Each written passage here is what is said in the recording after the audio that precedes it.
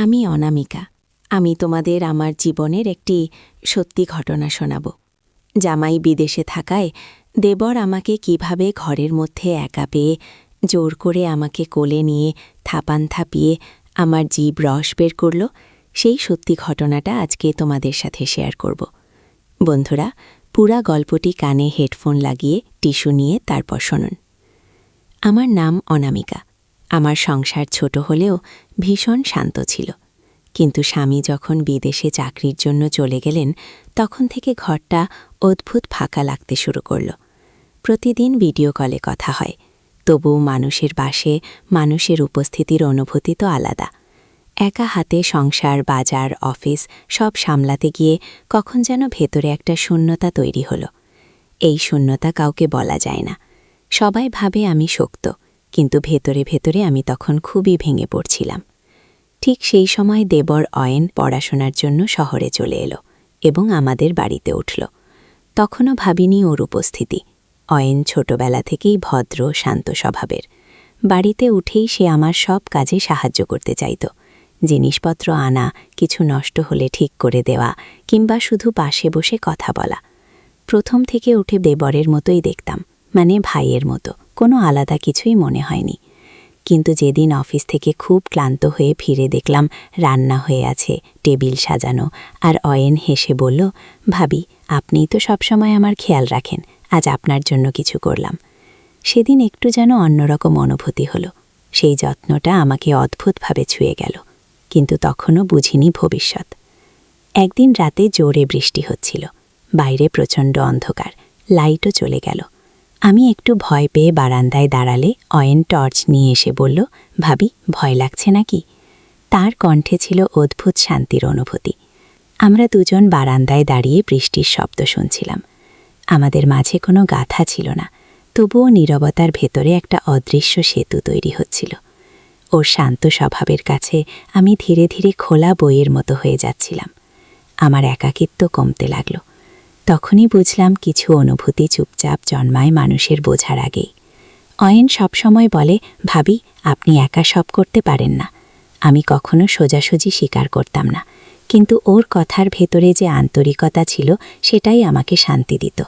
আমার অফিসের চাপ, বাজার করা, বাড়ির অসুবিধা সব কিছু ও নিজের দায়িত্ব মনে করে সামলাত।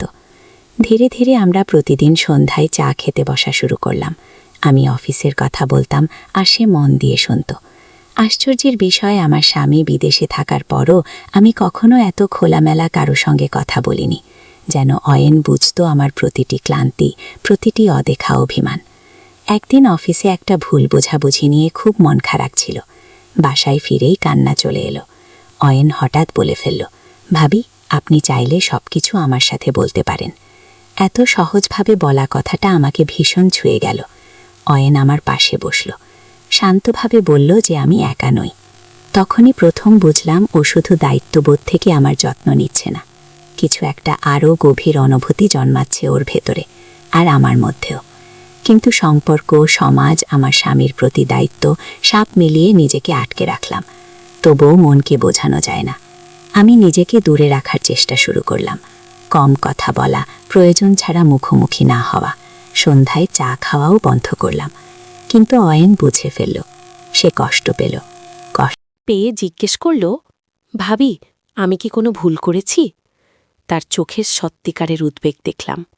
আমি কোনো উত্তর দিতে পারলাম না, নিজের মনকে দমন করতে গিয়ে। আরও অস্থির হয়ে উঠলাম। যত দূরে যেতে চাই ও তত কাছাকাছি এসে দাঁড়ায়। কথা না বলেও তার শান্ত চোখ, ভরসা দেওয়া স্বভাব সব কিছু আমাকে প্রতিদিন আরও নরম করে দিচ্ছিল। দূরত্ব বজায় রাখা যেন অসম্ভব হয়ে যাচ্ছিল। এক রাতে অয়না আমাকে বলল, ভাবি, আপনি চাইলে আমি এই বাড়ি ছেড়ে চলে যাব, কিন্তু আপনার কষ্টটা দেখতে পারি না। আমি অবাক হলাম, কারণ সে শুধু তার অনুভূতির কথা বলেনি, আমার অবস্থাটাও বুঝেছে। আমি স্বীকার করলাম, তুমি চলে গেলে আমি আরও একা হয়ে যাব। এই সহজ বাক্যটা বলতেই নিজেকে ভয় লাগল, কিন্তু সত্যি তো, অয়না আমার জীবনের একাকিত্ব ভরাট করে ফেলেছিল। ও শুনে শুধু বলল, আমি কখনো আপনাকে কোনো ভুল পথে নিয়ে যাব না ভাবি, শুধু আপনাকে ভালো রাখতে চাই। সেই রাতেই প্রথমবার বুঝলাম এটা শুধু যত্ন নয়, সম্পর্কের মতো এক গভীর বিশ্বাস। আমাদের মধ্যে কোনো অনুচিত কাজ হয়নি, কিন্তু অনুভূতির ভার দিনে দিনে বেড়ে যাচ্ছিল। আমি জানতাম সমাজে সব মানে না, পরিবারের ঝড় বয়ে যাবে। তাই নিজেকে কঠোরভাবে বললাম, সব ঠিক করতে হবে। অয়নকে দূরে রাখতে চাইলে ওর ভবিষ্যতের কথা ভাবতে হবে। ওর পড়াশোনা, ক্যারিয়ার, স্বপ্ন এসব কিছু তো দমিয়ে দেওয়ার মতো অনুভূতি আমাদের ছিল না। আমি ওকে পরামর্শ দিলাম অন্যত্র হোস্টেলে থাকতে। অয়ন খুব কষ্ট পেল, কিন্তু বলল, যদি আপনার ভালোর জন্য হয় আমি যাব। ওর এই সম্মান আমাকে আরও দুর্বল করে দিল। অয়ন চলে যাওয়ার আগের রাতে আমরা দুজন রান্নাঘরের আলোয় নীরবে বসেছিলাম। কেউ কিচ্ছু বলছিলাম না, শুধু অনুভব করছিলাম। কখনো কখনো মানুষ মানুষের জীবনে এসে খুব কিছু দিয়ে যায়, আবার নিঃশব্দে সরে যায়। অয়ন বলল, ভাবি, আপনার প্রতি আমার সম্মান কখনো কমবে না। আপনি চাইলে আমি সারা জীবন দূরেই থাকব। আমি শুধু বললাম, তোমার ভবিষ্যৎটাই আমার কাছে সবচেয়ে গুরুত্বপূর্ণ। সেই রাতটার নীরবতা আমার জীবনের সবচেয়ে গভীর শিক্ষার রাত ছিল। ভালোবাসা মানেই কাছে থাকা নয়, কখনো কখনো দূরত্ব তৈরি করার মধ্যেও ভালোবাসা লুকিয়ে থাকে। আজ অনেক বছর পর সেই দিনগুলোর কথা ভাবলে বুঝি আমাদের অনুভূতি ভুল ছিল না, শুধু জায়গাটা ছিল ভুল। অয়না আজ সফল, নিজের জীবনে ব্যস্ত। মাঝে মাঝে উৎসবে বাড়ি আসে, ভদ্র দূরত্ব রাখে। আমিও ঠিক তাই করি। আমার স্বামী এখনও বিদেশেই থাকে, কিন্তু আমি অনেক শক্তি হয়েছি। সেই সময় যদি অয়না আমার পাশে না থাকত, হয়তো ভেঙে পড়তাম। কিন্তু আমরা দুজনেই সঠিক সিদ্ধান্ত নিয়েছিলাম। আমরা সম্পর্কের প্রকৃতি বদলেছি, সম্মান বজায় রেখেছি। আমি অনামিকা আজও মনে করি, ভালোবাসা যদি পবিত্র থাকে, দূরত্ব তাকে নোংরা করতে পারে না। অয়ন হোস্টেলে চলে যাওয়ার পর বাড়িটা আবার সেই পুরনো নীরবতায় ভরে গেল। রান্নাঘরে ঢুকলেই মনে হতো আজ কেউ না কেউ এসে বলবে, ভাবি একটু চা দেবেন? সে সবার নেই। আমি অফিস থেকে ফিরে স্বাভাবিক হতে চাইলাম, কিন্তু কোথাও একটা শূন্যতা আমাকে ক্রাস করত। বুঝলাম অয়না আমার জীবনে বন্ধুর মতো জায়গা করে নিয়েছিল। ওর অনুপস্থিতি মানে শুধু কাজের ভার না, মনেও একটা চাপ। তবুও নিজেকে শক্তি রাখতে শিখলাম। কখনো ফোন করতে ইচ্ছে হলেও নিজেকে আটকে রাখতাম, কারণ দূরত্বটাই সঠিক ছিল। অয়ন চলে যাওয়ার পর আমি সিদ্ধান্ত নিলাম, আমাকে নিজের সংসারটাকে আবার ঠিক করে তুলতে হবে। স্বামীর সাথে আগের তুলনায় বেশি কথা বলতে শুরু করলাম। ও ব্যস্ত থাকে বিদেশে, তবু আমার পরিবর্তনটা খেয়াল করল। মাঝে মাঝে রাত জেগে দুজনে গল্প করতাম। পুরনো স্মৃতি, ভবিষ্যৎ পরিকল্পনা, পরিবারের কথা। সবকিছু মনে হলো একসময় যে দূরত্ব তৈরি হয়েছিল তা কমে আসছে। মনে মনে ভাবলাম, হয়তো অয়নের আশা যা আমাকে বুঝিয়ে দিয়েছে, মানুষের পাশে, মানুষের মনেই সবচেয়ে গুরুত্বপূর্ণ। আমি চেষ্টা করছিলাম নিজের সংসারটাকে আবার পূর্ণ করতে। কয়েক সপ্তাহ পর হঠাৎ অয়নের মেসেজ, খুব সাধারণ, ভাবি কেমন আছেন? কিন্তু সেই কয়েকটা শব্দ মনকে অস্থির করে দিল। আমি বেশি কথা বাড়াইনি, শুধু বললাম যে আমি ভালো আছি এবং ওর পড়াশোনা ভালোভাবে চালিয়ে যেতে বললাম। ও বলল তার ক্লাস ভালো চলছে, সে নতুন বন্ধু পেয়েছে এবং ধীরে ধীরে মানিয়ে নিচ্ছে। এটা শুনে অদ্ভুত স্বস্তি পেলাম। বুঝলাম ও আমার কারণে তার জীবন থামিয়ে রাখেনি।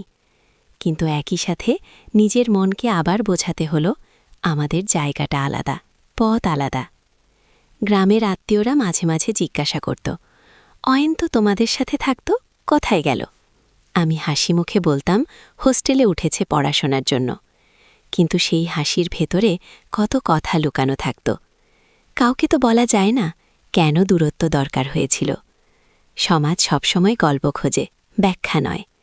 তাই নিজেকে আরও শক্ত করে তুললাম। বুঝলাম নির্মল সম্পর্ক ভুল বোঝাবুঝির শিকার হতে পারে। তাই সঠিক সিদ্ধান্তটাই নিয়েছি, এবারই থাকাই ভালো। নিজের মনের আবেগকে নিয়ন্ত্রণ করা শেখা ছিল আমার সবচেয়ে বড় পরীক্ষা। আমি অফিসে নতুন প্রজেক্ট হাতে নিলাম। ব্যস্ততা বাড়তেই মাথার ভেতরের চিন্তাগুলো অনেকটাই কমে গেল। নিজের কেরিয়ার নিয়ে ভাবা শুরু করলাম। একা একাই বাজার করা, রুটিন তৈরি করা সবকিছু যেন নতুনভাবে শুরু হলো। মাঝে মাঝে মনে হতো অয়েন থাকলে হয়তো বলতো, ভাবি, এত দৌড়াদৌড়ি আপনার জন্য ভালো না। সেই চিন্তা মিষ্টি ব্যথা তৈরি করত, কিন্তু বুঝলাম সব সম্পর্কই জীবনে থেকে যায় না। কিছু সম্পর্ক শিক্ষা দেয়, কিছু দেয় শক্তি। অয়েন আমাকে আমার নিজের মূল্যবোধ ফিরিয়ে দিয়েছে। অয়েনের মা একদিন ফোন করে বললেন, বৌমা, অয়েন নাকি অনেক বদলে গেছে, শান্ত হয়ে গেছে। আমি শুধু বললাম, হ্যাঁ মা, ও এখন খুব মনোযোগ দিয়ে পড়ছে। তিনি আরও বললেন, অয়েন নাকি মাঝে মাঝে আমাকে খুব সম্মানের সাথে কথা বলে। শুনে বুকটা কেঁপে উঠল।